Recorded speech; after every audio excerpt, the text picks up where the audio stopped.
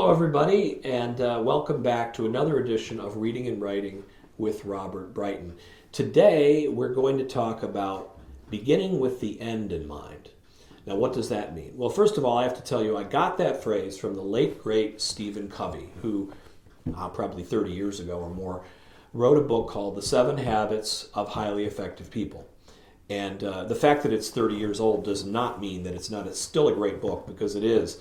And I was very fortunate to meet Stephen Covey once. He came to speak at a corporate event I was attending, and I remember that one of those 7 habits that he talked about was something he called begin with the end in mind. So thank you, Mr. Covey, for that phrase, because it's a beautiful phrase, and as a writer, it rings especially true. Because if you know how a stretch of dialogue or a scene, or even your book ends, it is going to be much easier for you to write that dialogue, that scene, or that book than if you are going along and figuring out as you go. Now, don't get me wrong, this does not always happen.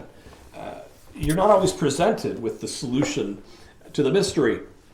But when you are, pay attention to it. This is a sign from the Muse that you're doing something right. Do not pass it by. If you know how a scene ends, the best thing to do is start with the way it ends and back up into all the detail that led to that ending. An example might be 2 people get married. Well, if I wanted to write a story about 2 people who got married, I would want to talk a little bit about how they grew up and, how they think about things and how they met and how their romance developed and finally they became committed and decided to get married. You can write like that, and I do, making things up, in effect, as I go along. But now think about how much easier it is if you know these 2 people got married, and now I can just go backwards in time and recreate their lives. I don't have to create their lives from birth to marriage. I can recreate their lives. Well, I know they're 2 adults and they got married, and now I go 1/2 step. What were they doing when they were single? Or how did they meet? I invent these things in reverse, and it's very easy to do and much more natural a process in many ways, because think about it, it's a little like real life. In our real life, I can't possibly predict what's going to happen to me, well, in the next 5 minutes or even, let's say, a year from now. All the things that I'm going to do, the twists and turns, the roads I take, the roads I don't take, there's no way to predict where that ends up. And the same is true when you're writing. It's kind of hard to know where things are going because we never know where things are going.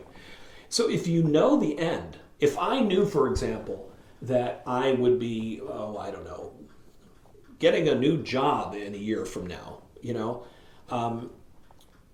I could never tell you what might lead from this moment to that new job. But if on the day I get that new job, you ask me, how did you get this new job? I can just go back in time and tell the story really easily.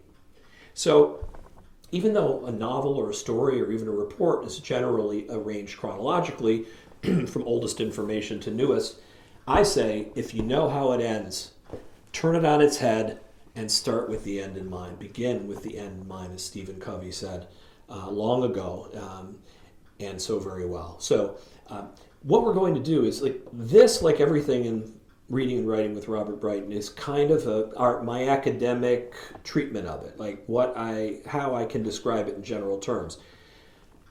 If you're following along on the Mosquito God tab, you're going to get the maximum benefit out of these building blocks from this course, though, because you will see, as these things come up, how I deal with them. With Mosquito God, for example, I may not know the way the whole book ends, but I do know how certain scenes end, and I do know how certain portions of dialogue end. So you'll actually see how I put this into practice. So that's why these 2 courses are kind of yin and yang.